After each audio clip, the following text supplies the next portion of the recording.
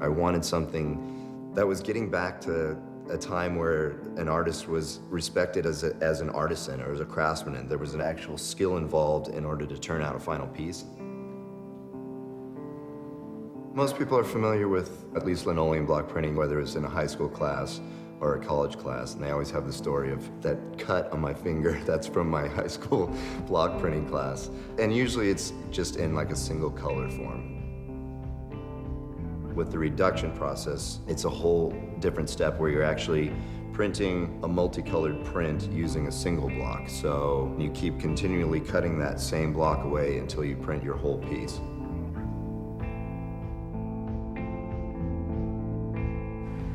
Because I've discovered that process, and it's not something that many people do, and I knew that that was a perfect fit for me, it is now just about creating the work and hoping people respond to it. But that's one of the beautiful things about being an artist, is that I can just do the work.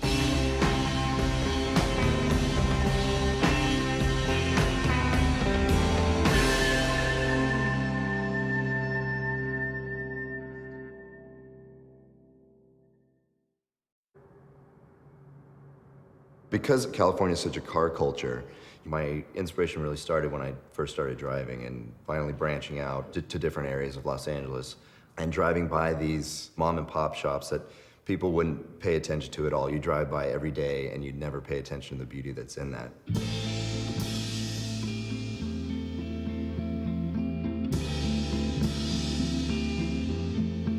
Seeing the energy that went into making this beautiful sign to draw people into their store, I was fascinated by that, especially even in the sunshine of LA. You normally think of neon at night, but when you drive by in the day and you see like the rusted out elements and the broken tubing and the way shadows were cast from the bright sun, there was something really fascinating about that.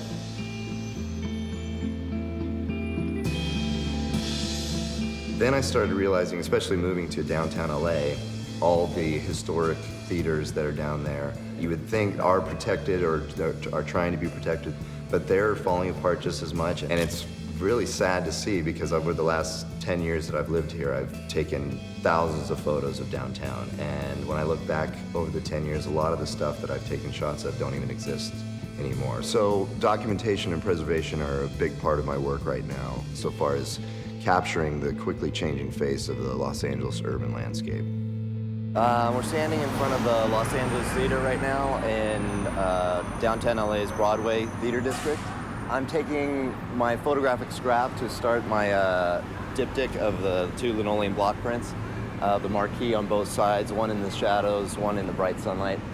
It's a beautiful theater. The marquee is amazing.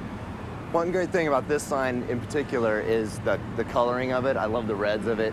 With the yellow tubing, is going to make a nice contrast in the print. And the great thing about this theater is that it's still used as a theater. That's really something that is important to me, that it's still used for its original purposes.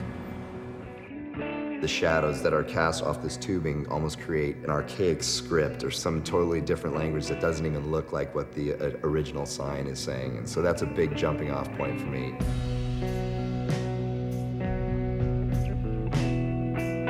I knew early on that I was meant to be an artist. I have a little drawing of me complete with beret standing in front of an easel, and at the bottom it says, "Someday I will be an artist and I will paint a lot of pictures." And that was as early as first grade, and so I knew that something would be involved with the arts.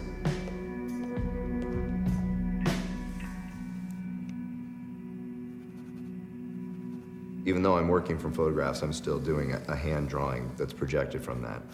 I doctor the way shadows fall to make sure that the curve of the shadow is the way I want it to, and I rub that down onto the linoleum surface, and then I'll spray fix it with a fixative that will adhere the drawing to the block throughout the whole process, even throughout the printing of the ink and the washing off with mineral spirits. Then the carving begins.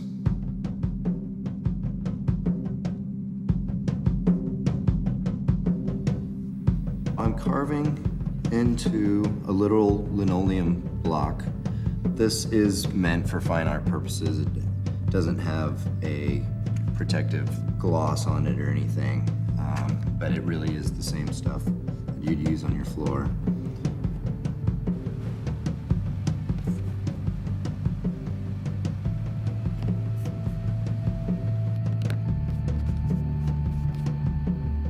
So basically where I'm gouging away right now will reveal the white of the paper when I put the first layer of ink on. I had a painting professor in college. I left the whites of the eyes on one of my portraits, the blank canvas, and he flipped out. He was like, you have to cover every inch of canvas with paint, and he just made this big thing about it. And I thought to myself, well, this is art and I can do anything I want to, for one. So I always use the white of the paper in my prints as sort of my you know, thumbing my nose at my painting professor. Just the act of carving itself takes quite a while. I mean, you can see how painstaking it is just to remove a small little area of linoleum away. One year, just for fun, I tried to track my production for a year. So I started saving all the little shavings of linoleum. So this represents the blood, sweat, and tears of 2005.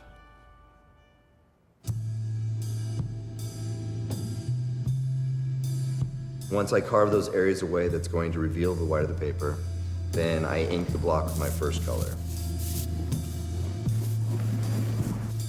Making sure that the whole block is covered uniformly with the ink.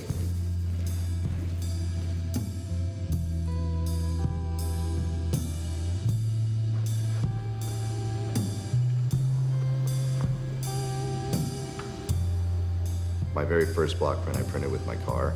I had an old 1972 Oldsmobile, this big green machine. So I would ink my block in the garage and put the masonite, put the piece of paper down, put the masonite down on top, and just back my car over the block and was able to print that way.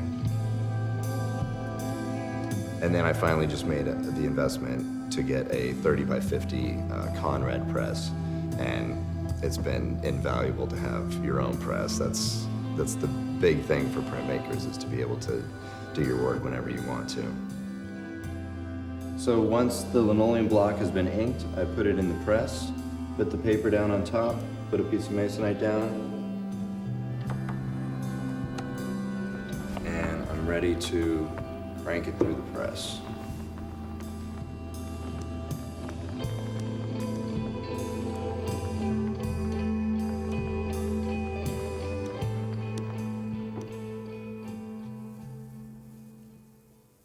I peel up that piece of paper, and then what's printed on paper is my first color. So all you see is the white of the paper and the areas that have been gouged away, and then that first color. Then I print my addition. So say I print 7 pieces of paper, it'll all just look just like that first piece of paper.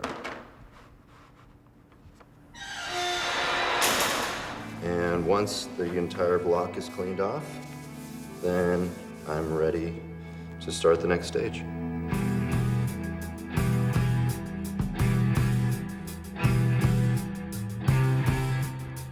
The reduction process was definitely a lost art form and very labor intensive. And I think that's why not many people do it anymore, because there's so much attention to detail as far as carving the block, as far as inking the block. And it does take a long time to do a final piece. I usually write down the number of colors that I think I want, and I'm always considering what color I just printed. So when I go back to the block to carve more, I'm basically going to be revealing that color I just printed.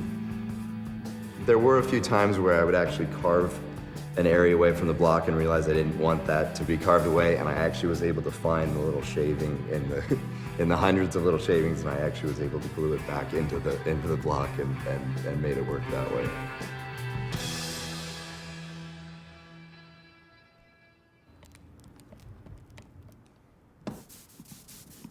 Probably the most important element of this entire medium is registration in the press, and the way the block and the paper fits into the press. Because you're printing from the same block, it's crucial that the colors line up. I've been working on this piece for a while now and had to take some time off for a week or so, and the weather changed. And I'm not sure if it stretched the paper out and things, but it's messed with the registration a little bit. So you definitely have to have some patience to go through the whole process of it and even deal with the little, like I said, little bumps in the road. I'm not about mass producing the work at all.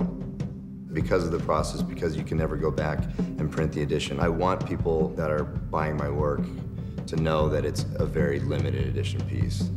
I think that that is part of the charm of the piece. I think it's part of the medium. It's printed from a block. It's not meant to be photorealistic. And so it's just sort of the nature of the process that you get that look with things. And I actually like that even within the edition, each piece has its own unique qualities to it.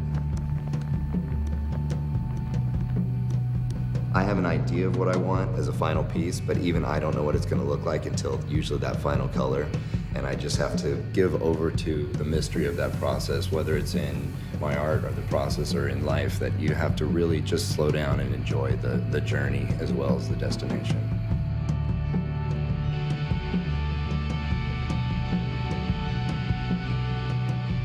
There's so much in LA that I find. I mean, there's so many pieces that I still have to do. It's amazing how each area of Los Angeles has its own characteristics. When I look back over my work, I can see it's definitely will continue to be my muse.